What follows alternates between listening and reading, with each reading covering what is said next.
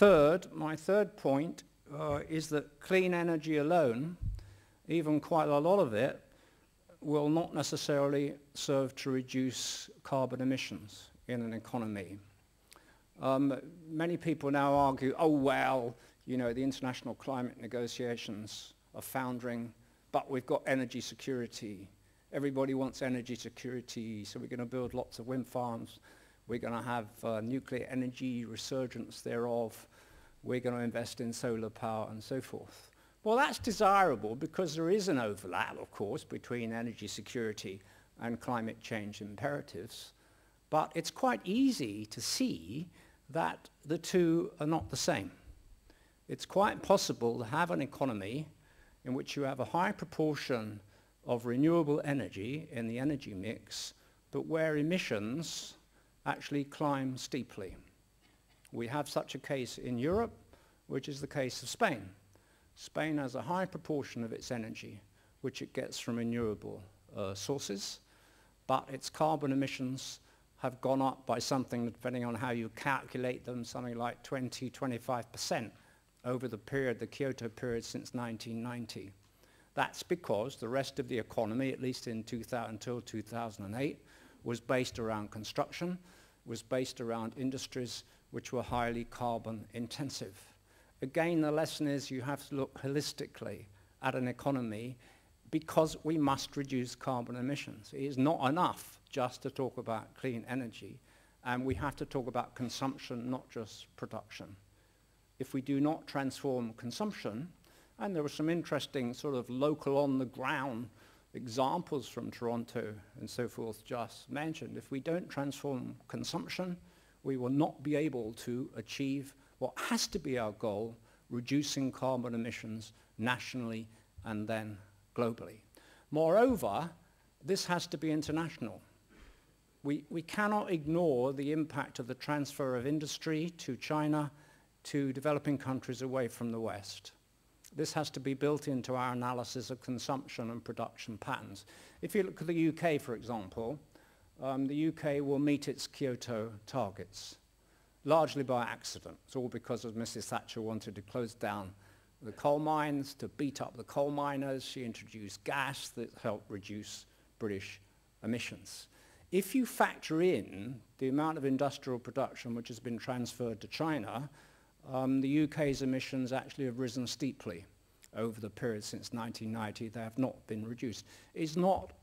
You cannot just think of a national economy. You have to put it in an international context. You cannot just think of production. We must also analyze consumption and the overall structure of an economy if we're going to reach the goal of tailoring green growth to reduction of emissions. Green growth is not especially interesting. Well, it's interesting from an energy security point of view, but it's not especially interesting from a climate change point of view unless it serves to reduce emissions and does so in a systematic way, because we must do this. Fourthly, job creation will not come from where most people think it will come from, with the emergence of a low-carbon economy. And you know, here in the area of job creation, I find a lot of inadequacies, I have to say, speaking as an economist. First of all, I think the notion of green jobs, you only have to look at it in a cursory way to see that it's more or less totally incoherent, the idea of green jobs. A bus driver has a greener job than a taxi driver. Taxi driver has a cleaner job than a driver who only drives a car for a small amount of time. A driver who drives a small car has a greener job if he's using it for work than a person who drives a large car. The notion is an incoherent one. So we're not in the business of creating green jobs. We're in the business of creating the transformation of core sectors of industry, and the jobs in them might or may not remain the same. That's not my main point, however. Most people link job creation to technology, and they argue, oh well, in the UK, for example, we're building all these gigantic wind farms out in the sea, which we are. They're going to create 150,000 jobs. They're going to create 200,000 jobs. But I mean, people haven't done the analysis, or I haven't found out where they've done the analysis, because you have to talk of net new jobs, not just the creation of jobs. if you invest in renewable technologies, you tend to lose jobs in the older energy industries, and you want to lose jobs in the older energy industries. If you look at net job creation, it is very much less than the figures which are often claimed. So job creation as driven by so-called green growth is not going to come mainly from the transfer from fossil fuel technologies to renewable technologies. Where is it going to come from? Because there will be large-scale job creation. It's going to come from lifestyle transformation. It's going to come from the changes in lifestyle habits which will come about as we alter our economy and we alter our way of life. We're on the verge of a transformation of industrial civilization into something different. It will create massive changes in people's habits and consumption patterns. Around those edges is where entrepreneurs will spot the opportunities and create jobs. You know, I feel a bit iffy about Starbucks, but I offer you the Starbucks model of job creation. I mean, I'm sure there are Americans in the audience. I lived in the United States for quite a few years. Thing about the US, all the coffee was the same, all the coffee was horrible, and the main thing about it was you could get as much horrible coffee as you wanted because your cup was endlessly refilled. Who knew that Americans were lusting after some more tasty coffee, which you get in 50 different varieties? Well, they weren't lusting after that, but in a way they were, because the originators of Starbucks spotted a series of lifestyle changes. Starbucks is not just about nicer coffee, it's about networking. What they saw was, to some extent, what the IT revolution would bring about in people's lives. They saw that networking, the use of computers in public space, is going to be important, and you mix sociability with it, and that's exactly what Starbucks did.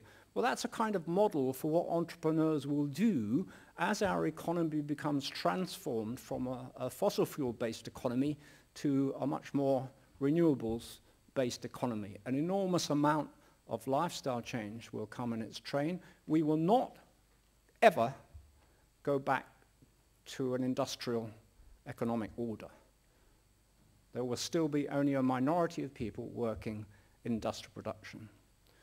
In most industrial countries, 80% of the population now work in non-industrial occupations, or it varies between different countries, about 80% in many countries. We are a service-based economy. We will remain a service-based economy, but there will be enormous entrepreneurial opportunities for those who are ahead of their time, for those who can spot the changes, for those who can see where these changes are going to happen, for those who really understand or have some sense of the transformative nature of the end of one civilization, which is what it is, and its replacement by something over a 20 or 30-year cycle, which is quite different. Well, against this backdrop, we are going to need something of a political framework. I think my 4 points were to propose to you we need to do, as academics and as practical actors, a lot more work on the issues surrounding fuzzy notions like green growth or fuzzy notions like a low-carbon economy. But this is something big. This is something far, I think, greater even than the early emergence of industrial civilization. We are talking about something like a total global transformation over a relatively small time scale. At least we hope we're talking about it, because if we can't get it, we're in deep, deep trouble. So we have to push for it.